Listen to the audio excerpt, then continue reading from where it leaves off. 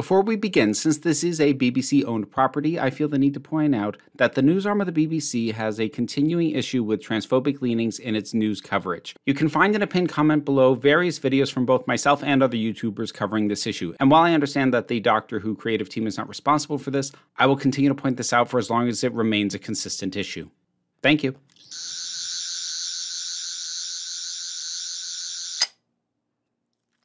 What? You thought I was doing my re-review of Flux and checking out Trial of a Time Lord for the first time, coincidentally, around the same time period? Okay, no, that's fair. I don't usually plan that well, but no, this time I did have a goal.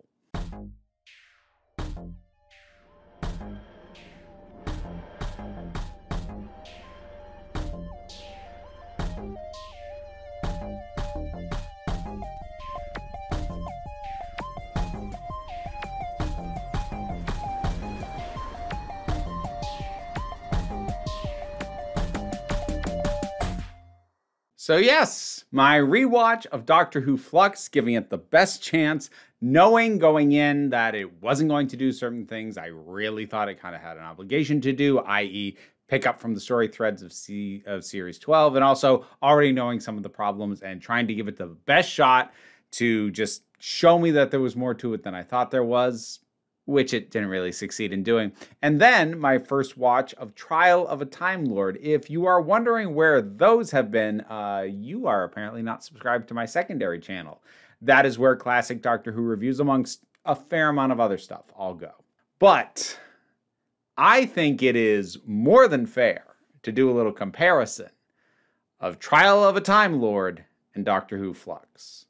There's more than a few similarities that warrant the comparison. The big one being they're both the only fully serialized seasons of Doctor Who. Sort of. So I should clarify what that even means. Classic Doctor Who was already serialized. Any given episode, well, we say episode story, was broadcast anywhere from 4 to up to 10 or even more parts to it. So each individual story was already serialized, but those stories, once finished, were self-contained. So people might refer to something like Genesis of the Daleks as an episode, but it is in fact a serialized story in multiple parts. But that's still a self-contained story. What classic Doctor Who didn't was have an overarching story across seasons. I mean, to be fair, that wasn't really something that was done all that often, at least certainly not with the frequency that we see nowadays, where serialization has become almost more common, or actually, depending on what kind of entertainment you take in, it actually is more common in many genres, especially in the more prestige format at this point. But back then, it used to be you would go into an individual story, and yes, you'd have to watch it over multiple weeks in multiple parts, but then it's done and you move on to the next one. Trial of a Time Lord was a bit different. Not 100% unique. The show had kind of flirted with the idea a little bit during a 4th Doctor season known as the Key to Time story. The thing is, though, even though this is a little bit the case in Trial of a Time Lord, it's truly the case in Key to Time. It's just a weak connecting element. There is no real through line. The Key to Time is finding, during the course of each story, a piece of the key to time, and then at the very end of the last story, wrapping that up. But there actually is no real connective tissue. Even the fact that they found a key to time basically just means, oh, well, we found this one. Well, let's go find the next. And then they're off to another adventure. And the stories themselves are 100% just your standard Doctor Who stories. So I really don't count that one. That one was flirting with the idea at most. Trial of a Time Lord may have not been fully committed to the idea, but it was trying it more. As the title implies, Trial of a Time Lord had an overarching story format of the Doctor being put on trial, basically for just being bad at Time Lording and, you know, this excessive interference and all these sorts of things that we know the Time Lords don't like him doing. And while we get individual stories across that particular season that are self-contained-ish. They are frequently interrupted in the very body of the telling of them with moments and clips of the Doctor and the trial where someone will raise an objection. Someone will say, hey, this evidence seems a little bit questionable. So, like, it was way more integrated than the Key to Time even tried to be. The Key to Time, like, as I said, I don't count that at all. And Doctor Who didn't really do a serialized season after that. Depending on how you want to take a look at Flux, it arguably didn't do it even in the modern era either, but let's cover that. So, modern era Doctor Who has largely consisted of self-contained episodes, more or less, with an overarching story that is generally considered the season arc, usually tied to some sort of mystery box element. So think Bad Wolf, the missing planets, the rips in time, etc., etc., etc. But even though there would be this thing that was recurring and would be brought up intermittently across the run of any given season to then get addressed and tied up in the finale, that's not really telling a serialized story. That's dropping hints to what your finale will be, but other than those little hints, each story in the bulk of the season is a self-contained piece for the most part. So that bears a lot more resemblance to the Key to Time, if we're being honest. Flux, which was the final proper series that was done starring Jodie Whittaker as the 13th Doctor and scripted by Chris Chibnall, tried to do something a little bit different and have something close to a proper serialized story. Now, it's not really, or at least not any more than Trial of a Time Lord was, because it still does contain at least a number of mostly or nearly self-contained stories, or at least the elements of what easily could have been self-contained stories, but were also integrated into this overall Flux conceit that this event called the Flux is ripping through the universe and destroying everything, as compared to Trial of a Time Lord's central conceit of the Trial of a Time. That one's really self-explanatory, isn't it? Anyways, these two are easy to compare for a number of reasons.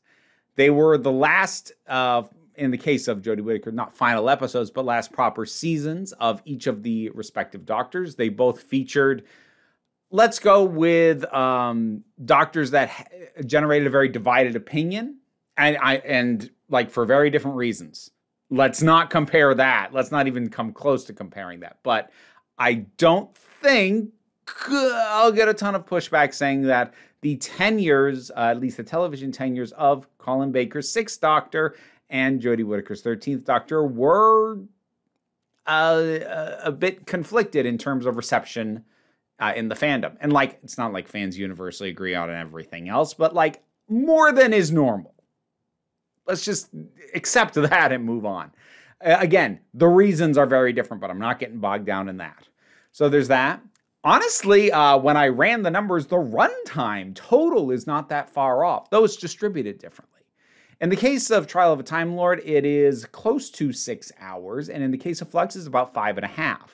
Now, as I said, distributed differently, because in the case of Flux, it is 6 episodes, more or less self-contained-ish, at least until the last 2, that are either right at or close to an hour, whereas in Trial of a Time Lord, you have a total of 4 individual stories, 3 sort of standard 4-part stories, and then a 2-parter to finish off. And I'll get into more detail on this, both of them had some very different but also very significant behind-the-scenes hurdles that no doubt made the final result messier than it needed to be or should have been.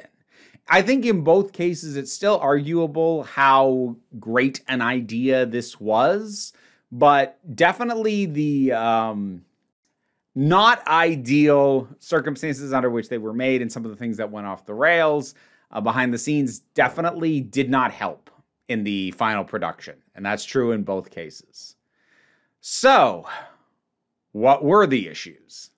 Well, I kind of did a whole video that went a bit more into some of the problems with Flux, but it's also a bit of a rambly thing about my overall thoughts on it. But if you want to see that video, it's there. Short version, first of all, trying to film during lockdown and COVID still going on, severely restricted what they could shoot and how they could shoot it. And so there were already having to be revisions just to accommodate the practicalities of shooting under COVID at the time that it was being filmed. And word has been confirmed that the number of episodes was cut down. Precisely how many it was supposed to be is a little bit unclear because those who have spoken about it have had slightly different things to say. But there was at least one full episode that had at least a planned script that was completely scrapped. And looking into it that I did led me to believe that there was at one point going to be 8 episodes in that series when ultimately there was only 6. And the timing for when that happened really left very little time to properly recalibrate that series. In an ideal world, if they were told, say, several months out from the start of production, or like half a year out the start of production, hey, you're only going to get this many episodes, there would have been plenty of time to reconfigure, go, oh, okay, well, we aren't going to have time to even do this. So if we remove this from the plot, how do we fix everything else so we still accomplish what we wanted to with that? And there's time to reconfigure it. Instead, rather, it felt like a mad scramble to cram pretty much everything they'd already written into the time allotted, which results in an overcrowded mess, especially in those last 2 episodes. Well, actually, honestly, the first one as well. But at the first one, very least, you're like, okay, well, does have a lot to set up. But that was the short version of what went on behind the scenes on that. What happened with Trial of a Time Lord is a bit more self-contained, a bit more specific to a certain section of it, but is also kind of a bit nastier. So it was being written, the final 2-part story that is currently known as The Ultimate Foe, dealing with the reveal of the Valeyard as the villain of the piece. And he was the prosecutor that was trying to get the Doctor convicted. You know, we had this reveal of him being actually a future evil incarnation of the Doctor, sort of. It's vaguely explained, but that's the gist of it. And the episode sort of dealing with the fallout and the defeat of the Valeyard, the 2-part story there, was supposed to be written by Robert Holmes, who's something of a luminary of classic Doctor Who's written a lot of fantastic stories, and he very sadly passed away when he had only written a first draft of the first part and only had an outline for the second.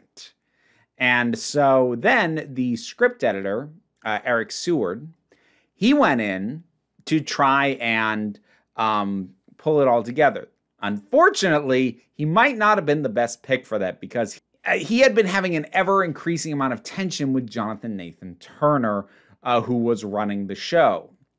And even though Eric Seward said he would wrap this up and take the notes and pull something together, he got so fed up with JNT. We don't have a ton of specifics about this, but the general impression that I get looking into it is that the divide was just something that had been building for a long time. And he'd actually already left his position as script editor, but he said, look, okay, fine, I'll finish the script. I'll finish Bob Holmes' scripts. But things got so tense. Eric Seward not only walked away, he also said, you can't use any of my original content that I wrote for that. So that basically meant that they were left with a drafted but not really polished first part of a 2-parter from Robert Holmes. And then what Eric Seward was planning to do with the second part, they couldn't use at all. So with almost no time left, they had already started production on the first part. So not able to make adjustments to that. And with almost 0 time left, Pip and Jane Baker were brought in to cobble together the final story. And they were actually being monitored by lawyers, and they were not even told what Seward's draft was, just to avoid any possible risk of them taking anything from it, because Seward would probably have sued. So that one was real messy in terms of the very ending, and it explains a very rushed cobbled together and kind of unsatisfying finish. It probably was not going to result in something all that clean in the first place, because some of what Seward wanted to do was to take a lot more sort of direct inspirations from like sort of Sherlock Holmes type stuff and have it end a bit like The Final Problem, with a cliffhanger of both the Doctor and the Valeyard like falling off a cliff or something of that nature. And Jonathan Nathan Turner did not want to do that. He thought that like felt like it was desperately going, please tune in for another season. And it felt desperate. He didn't want to do that. And also he just wasn't really on the same wavelength with Seward, as like evidenced by the fact that the split happened. And while that does account for the problems with the end and the wrap up, it doesn't really account for some of the issues prior to that. Particularly when it comes to some of the oddness of the second story in that, called Mind Warp, particularly when it comes to the dealing and fate of the character of Perry, nor does it explain the tangled mess that is Terror of the Vervoids, the third story, because those weren't subject to the same problems. But also it does result in a similar problem for both Trial of a Time Lord and Flux, which is an ending that fails to pull the whole thing together. A big part of serialization, and I would say the biggest part of why serializing a story is so risky, is you put so much pressure on that finish. If you don't finish well, if you don't pull it all together and go, this is what it's been building towards, and have it land right, then just people aren't going to think well of it. They just won't. Because you can have a season of television that's episodic and it has a bad season finale. That doesn't impact or affect the quality of any of the good episodes that came before. There's actually a fair number of modern era Doctor Who seasons that I don't think have particularly good finales. I don't think The Big Bang is very good. I think The Wedding of River Song is a mess. And don't even get me started on The Timeless Children, but there's still really good episodes within those seasons that I can watch in isolation, and they're not affected by that. You know what I don't really do, though? I don't really rewatch Game of Thrones, not even the good seasons, because there were amazing seasons. But the thing is, they're not self-contained. It's an ever-progressing thing, and it's building to something. But now that we know that what it's building to is what it was, well, then that just means it feels pointless. It doesn't feel like, oh, this is such a good episode, and I'm excited to see what comes next. Instead, it feels like, oh, this is such a good episode, and it's a shame that it was pointless.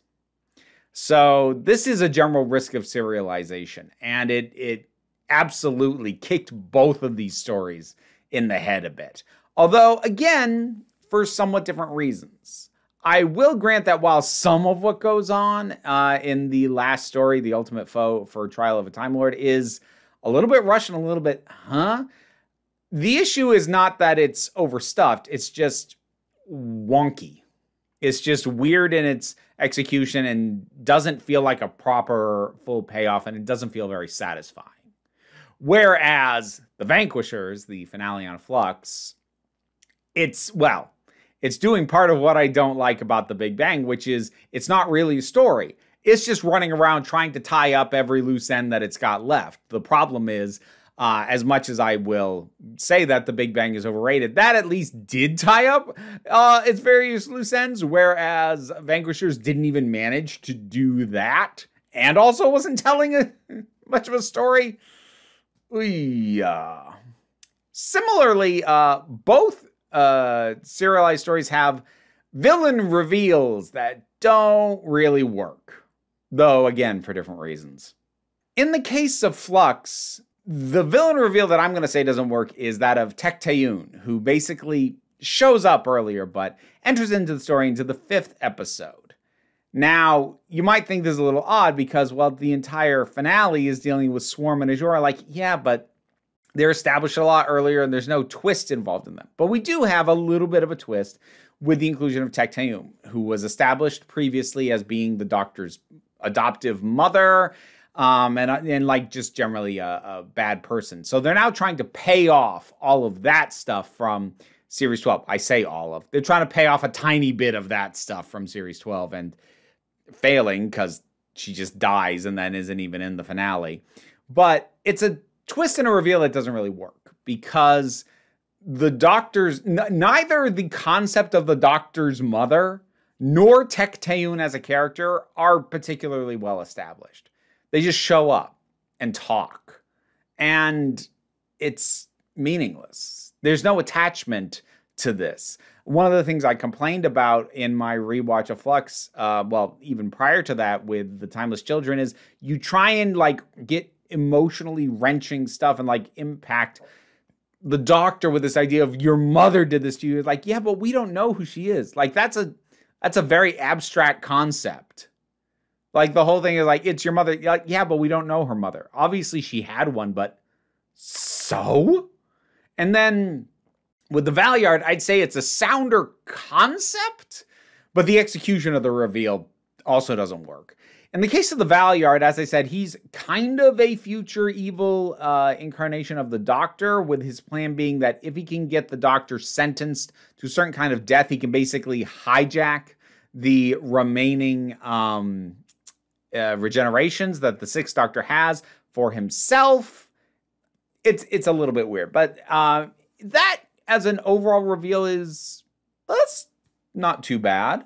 Especially back at this point in the show when the Doctor often was a little bit more of a chaotic figure and less classically heroic than he would ultimately end up being during the modern era of Doctor Who for the most part. So it's not a bad idea. It's a little convoluted, but it's Doctor Who. It's always a little bit convoluted. The thing is, though, it doesn't work because the writing lets it down, and we've talked about why that might have been. But the thing is, the Valeyard suffers from a very classic problem with twist villains, which is that as soon as they are revealed to be whatever kind of villain they are, they don't act like the character we've known up to that point.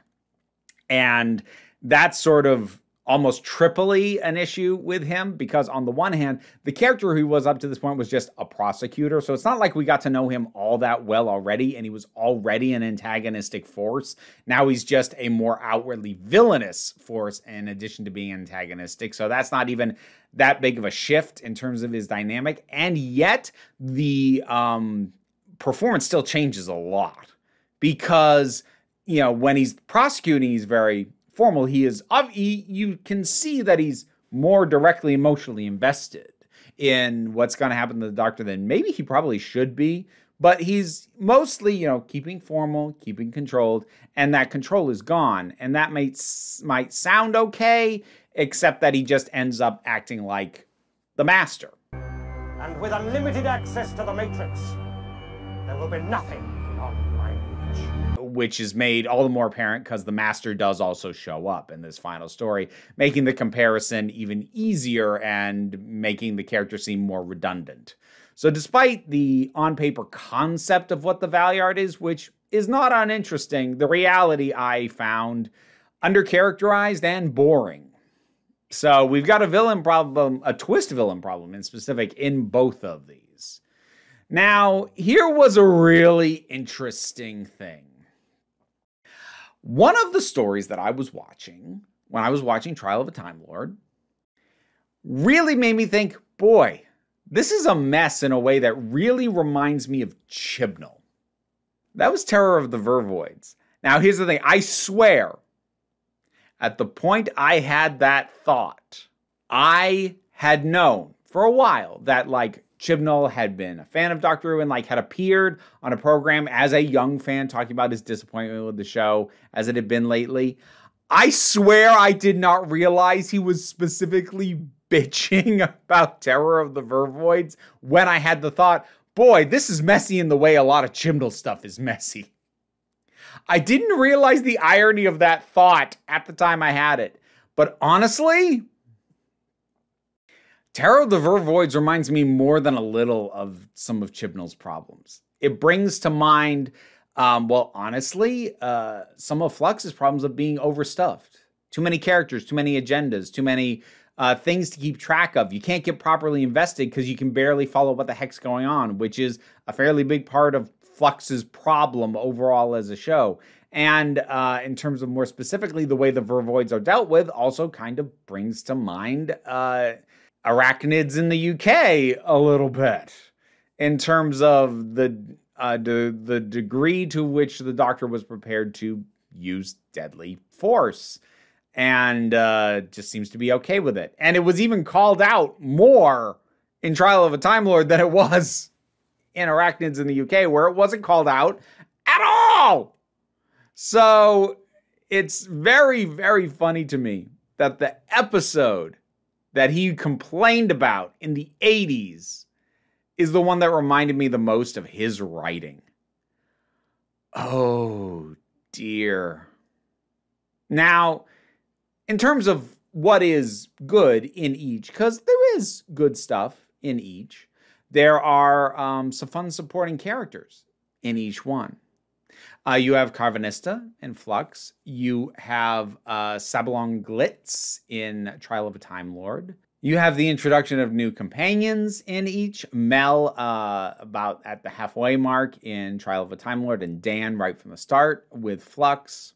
Both pretty decently handled introductions, for the record. Very different, but both pretty well handled. And overall, I think it's a fair thing to say in both that they were ambitious for the time, but hampered by a combination of limited time, limited resources, some behind-the-scenes nonsense, and also just some of the core concepts not being fully there. But you can see why the idea appealed in each case, to be completely honest. I do think that the format of telling more or less standard stories with the framing device of the trial is a bit more successful than what happened with Flux, where the story kept coming back to like, well, how do we stop the flux, reverse the flux, whatever it is that we are going to do with it, which sometimes felt like it should be the only thing going on, but was way in the background, and other times like was very much not the immediate issue, because we're in what very much feels like a self-contained story that's had the flux crowbarred into it, not as a framing device, but instead it takes over the narrative itself, especially on the back end of something like Village of the Angels, which feels like it wants to be a self-contained story, but has to become a flux story by the time it's done. And again, feels like it's hampering it and keeping it back a bit. And one can't help but wonder with things like The Dangerous Planet, what is actually benefiting this story with the overarching stuff. Sometimes it's better integrated. I actually think it's pretty well done in Mind Warp. Weirdness of that ending aside. But overall, what we're left with is two experiments and flirtations with serialization that I could admire the attempt, honestly, in both cases. I don't think either one fully works. But I did call this video Versus, so you're probably expecting me to tell you which one is better. And taking it onto consideration, taking how bad the fall down is at the end for each one, because they both fall down at the end, as far as I'm concerned. The strength of the individual stories. In the case of Trial of a Time Lord, I would say Mysterious Planet is serviceable but generic. Time Warp's actually pretty dang good. Terror of the Vervoids is a confused mess. And The Ultimate Foe has some interesting moments, but it's just kind of a weak ending. Whereas Flux has an overcrammed start in Halloween Apocalypse, has a very solid self-contained story, having to share half its runtime with trying to figure out what the heck is going on, with Flux mostly laying out additional stuff that'll matter later with War of the Sontarans. Much more solid than I remembered it, sort of intermediary bit, sort of establishing more things that are going to come into play later with Once Upon a Time. A really good for about 2/3 of it story with Village of the Angels that then has to fold into Flux and doesn't get its own story actually wrapped up with any satisfaction. And then 2 episodes back to back that are just exposition dumps and then desperately trying to tie together all of the strings that have been laid out in this, respectively, with survivors of the Flux and the Vanquishers. So looking at all that, looking at the stumbling blocks, looking at the strengths, ultimately, I think Trial of a Time Lord holds up a little better. At the very least, in that last story, we get that fantastic firebrand moment from the Sixth Doctor yelling at the Time Lords. Power Mech conspirators, darlings from tyrants, Cybermen. They're still in the nursery compared to us. It's really captivating. And Whittaker doesn't get a moment like that in the finale. Her best moment in the last episode, I would say her best moment in the last 2 episodes, if not the entire series, is a fairly brief scene of her being tortured by the Grand Serpent and confronting him. I'm thinking binary demi-species, but they're really rare. Oh! Am I right? Because you look really cross. Which is a really good scene, but it's not that sort of yes thing that the Sixth Doctor got to have with Trial of a Time Lord. Is that one moment worth it all? No, but on balance, with so much being a mess in both cases, and in many cases, though the circumstances and specifics may differ, the level of issue is fairly equivalent, I feel, in a lot of ways. Knowing that I will go back, maybe not to watch the whole thing, but to watch that moment, watch that speech from the Sixth Doctor, I think that makes Trial of a Time Lord, just on its own, the stronger piece. And I also think its good moments are better than the good moments in Flux. But that one's a bit more down to personal taste. Now, I'm not going to say that Trial of a Time Lord is miles better than Flux. It's not. But its problems are different. And I guess ultimately I'd rather have something that doesn't fully take advantage of its premise to do something even more different than it could have, but it takes advantage in a few ways, but doesn't quite stick the landing, over something that just kind of needed a ground-up rework. It was too stuffed. There was too much going on. It was never going to be able to satisfyingly pull it together, and it didn't even bother picking up on the stuff that was still waiting to be addressed from previous series. I look at those two and I think, you tell me to revisit one, even though it is longer. I would rather revisit Trial of a Time Lord. Again, it's not a million times better, but I do think it's better. What do you think about all this? Whatever your thoughts are, drop something down in the comments. Let's talk about it. Patreon pays the bills, enables me to do this as my living. Even if you can't help me out that way, like, share, subscribe, always appreciated. Don't worry too much about it, though. Because what I really want you to remember is that you are beautiful, you are valid, and you are loved. You are the council. I'm just running the meetings. And until next time, this council is adjourned. And now my thanks to my Patreon supporters that make this possible, including Robin Moore, Zubin Lutfula, Tarak, the thing that goes doink in the anime, Ruth, Oliver B., Solitary Pictures, Ulrich Bogdan, Melinda Walters, Jen, T. Love, Auntie Kate 808, Pranabi Likes the Poodle, Robin Powell, Tracy Scrabbit, Angry Casperl, Adam RDL Taylor, Dave Hall, Shayla Gourlay, and Rosalind Bennett. You can get I get all the names right and then I can't talk. If you want to hear me stumble over my tongue after saying your name, it's in the rewards here on the Patreon.